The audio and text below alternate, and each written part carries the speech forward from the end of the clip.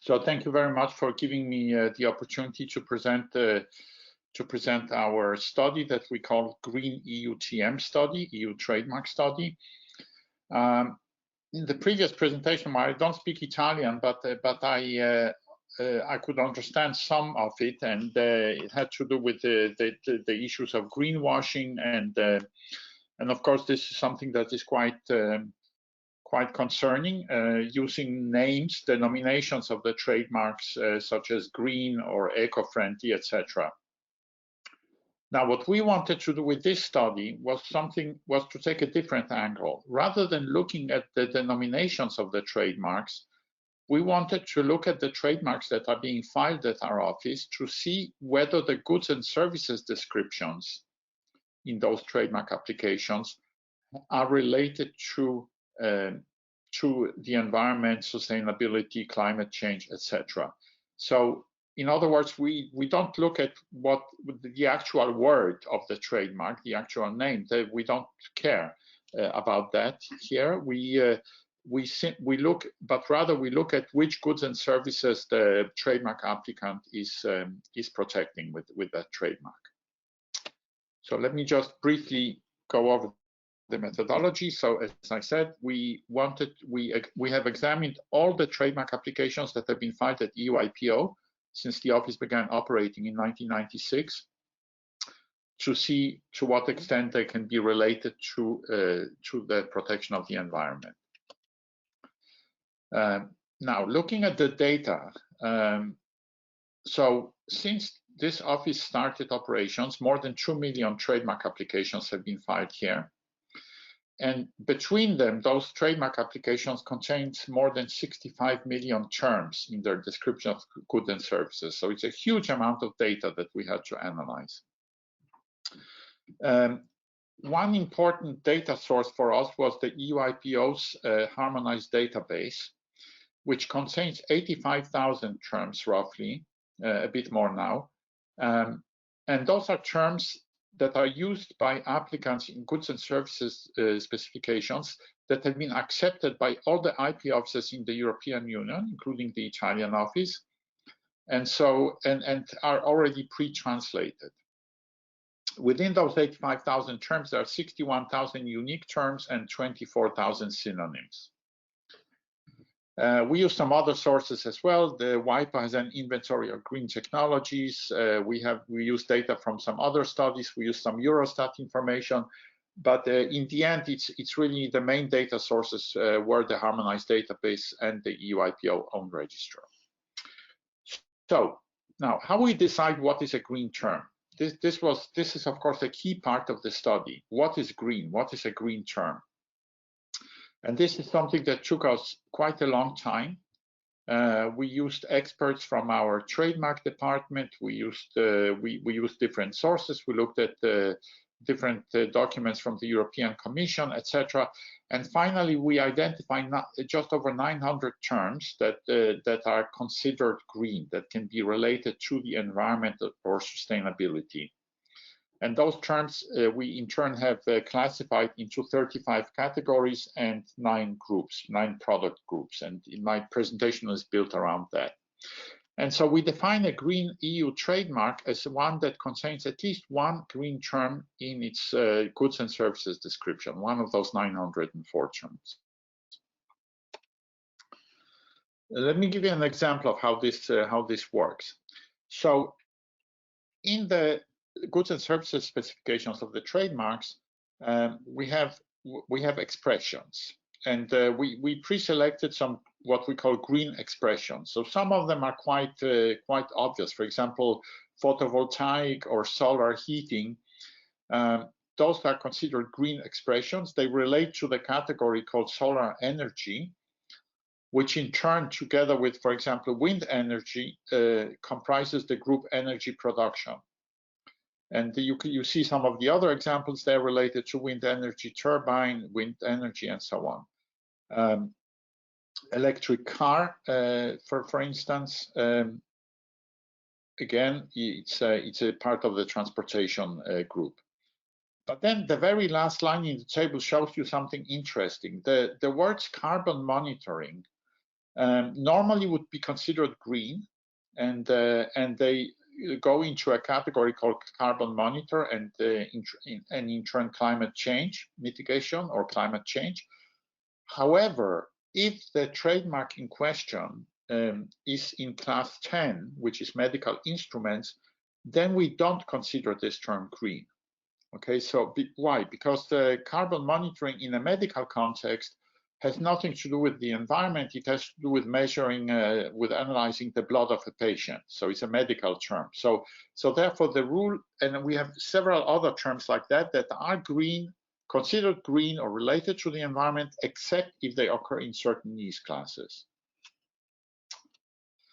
So with so many millions of terms to analyze, of course, it's not something you can do by hand. So what we did is we set up a machine, a combination of machine supported learning, we call it, and we developed an algorithm which could go through these 65 million terms and look for the presence of one of the 900 green terms, respecting the rules that I just mentioned in the previous slide. Okay, enough methodology. Now I will show you some results. And these results cover the period 1996 through 2020. We are just finishing now an update of that study to also include the year 2021. But I can tell you that none of the trends that are identified here in this presentation are changed in 2021. If anything, they accelerated. So first, looking at the overall volume of filings of green EU trademarks. You can see here that they've been increasing over the years. The black line shows the total, the blue line shows the trademarks coming from the EU 27, and the yellow line shows trademarks coming from outside the EU. So you can see that in 2020, there was especially a big increase in green trademarks coming from outside the EU, so that the two are almost equal now. But overall, though, we see that from beginning where in 96 where fewer than 2,000 green EU trademarks were filed, in 2020 it was almost 16,000. So strong growth in absolute numbers. Now, of course, overall filings of EU trademarks also increased during the period. So it's also interesting to look at the proportion of those trademarks that are considered green. And that's what you see on this slide. A little bit different picture, but still overall long-term a picture of an increase, right? Because what we see is that overall close to 12% of all EU trademarks in 2020 were in the green category compared to less than 4% in 1996. And looking separately for EU and non-EU, so among trademarks filed by companies from EU member states, 10% were in the green category. From outside the EU, it's more than 13%. Okay. You can see also that there was a bit of a decline in as a proportion in the years 2013, 2014. And this is very much in sync with the general, as we saw on the previous slide. There was a general decline in investment in environmental activities in those years, as can also be seen in numbers from Eurostat in employment in green sectors in the EU. Eurostat has a classification for that, which also declined in those years. So there was a general decline, but then the trend picked up again. Okay, looking now at what are the product groups that register green trademarks from which the companies come. So here you see that by far the biggest product group is related to energy, between energy conservation with 43% and energy production with close to 10%. So more than half of green trademarks are related to goods and services that have to do with energy in one way or another, either production or conservation. Other important categories, product category groups are pollution control with 18%. You have, and then you have transportation, which also is quite significant, as well as recycling and climate change, and then some smaller categories. So I will go through some of the big ones first, and I'm not going to tire you by going through all of them, but I would just go through a few of the big ones. So in terms of energy conservation, what we see here is that this was the largest group. We see a trend of increase, but again, in the last few years, it's been a bit trending down. It could, or let's say not trending down, but perhaps flat lining, and that could be because of rather low energy prices during that period, until very recently, of course. Okay, if we look at the categories, and now if you bear with me, oops, sorry, I think I made a mistake now. Sorry. Okay, here we go. If you look by categories, then you see that the most important category within that product group has to do with storage of electricity. So these are things like electric batteries and things like that. The next important group is pollution control, and there we see a very strong trend. So as opposed to energy conservation, where there was a bit of a flat tendency in the last few years, when it comes to pollution control, you see that the number of green EUTMs continues to increase very strongly from both inside and from outside the EU, and it's really accelerating, and it is accelerating in all the relevant categories that comprise that particular product group. The same can be said of energy production, that except for that temporary dip that we saw in 2013, that the trend has been steadily upwards, okay, in that category. And here I should make an important point. When we talk about green EU trademarks, then we talk about trademarks whose goods and services specifications contain products that are relevant, as I said before.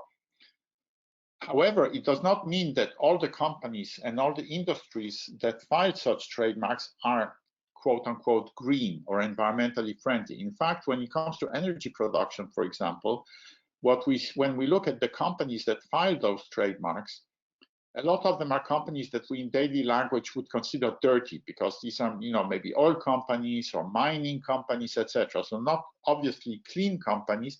However, those are, of course, precisely those industries, those sectors that need to change the way they produce, the way they operate, in order to meet the environmental objectives that society has. Okay. By category, energy production, of course, the biggest one is solar energy. So by far the dominant one. Okay. In transportation, we also see a steady and accelerating increase in the last few years of EU trademark filings, and there it's really quite several categories are important, of course, having to do with electric cars and so on. Okay, I will not go through all of them. You will get the presentation distributed, so I will not go through all of these. In the interest of time. So instead, I'm going to skip forward to this one. Because one thing we also looked at was what kind of companies are active in terms of filing green trademarks. Because as you know, I'm sure this is the case in Italy, it's certainly the case on the level of the EU, and in most member states, there is a lot of focus on small and medium-sized enterprises. Since they comprise most of the companies in the EU, they account for, depending by country, anywhere between 50 and 70% on employment in EU member states. Overall, for the EU, it's around 60%. And a lot of the innovation comes from small and medium-sized companies. So we wanted to see if those companies also are active in terms of a green innovation, if you will, as evidenced by the filings of green trademarks. And you see the results here. So what we see is that, in fact, in absolute numbers, small and medium-sized companies file more green trademarks than do large companies. although as a percentage of all their filings, large companies have a higher percentage of green EUTMs, 12.7% compared to 9.7% for EUTMs for small and medium-sized companies. But still, so even for the smallest companies, what we see is that 9% of their trademark filings are in the green category, and the micro companies are companies with fewer than 10 employees. So really, it is quite encouraging. So what we see is that SMEs also play an important role in Europe's green transition. And finally, the final two charts show from which countries do the green EUTMs originate. So this covers the 5-year periods 2015 through 2020. And you can see here that the countries that are in boldface are the EU member states. And the country from which most green trademarks came during that 5-year period is China, followed by Germany, the UK, and then Italy in 4th place. So Italy is quite prominent in that. The first column shows the percentage of filings from each countries that are in one of those, that contain one of those green terms. So there again, China quite active there. 22.6% of Chinese filings contain at least one of these green terms. And this is surpassed only by South Korea, which is 25.4%. But you see the numbers there. So you see that many EU member states besides Italy are also very active in this sphere. And my final slide, since I'm speaking to an Italian event, is to show you what are the top 20 Italian companies that have filed green EU trademarks. So you have the name of the company, you have the number of green trademarks that this company has filed, and that it owns, sorry, and then you have the total number of EU trademarks that this company has. So and finally, in the last column, you see the main category in which this company's green trademarks are concentrated. So, for example, for Banca Mediolanum, they have filed 56 green EUTMs in that 5-year period, and they own at this point 56 green EU trademarks, all of which are related to storage of electricity. Whereas some of the other companies, Piaggio, for example, they own 53 green trademarks. The main category for them, not surprisingly, given that it's a transportation company, is electric engines with 47%. Many of these companies are quite well-known household names: Whirlpool, Banca Mediolanum, Piaggio, Pirelli, and so on. Some are less well-known, at least to me, but probably better known to you. But they are both in Italy. It's quite dominated by big companies. There are only 2 or 3 SMEs on that list. But for some of the other countries, small companies are quite prominent here as well. So this concludes my presentation, and I don't know if you have any questions. I'll be happy to take them at this point.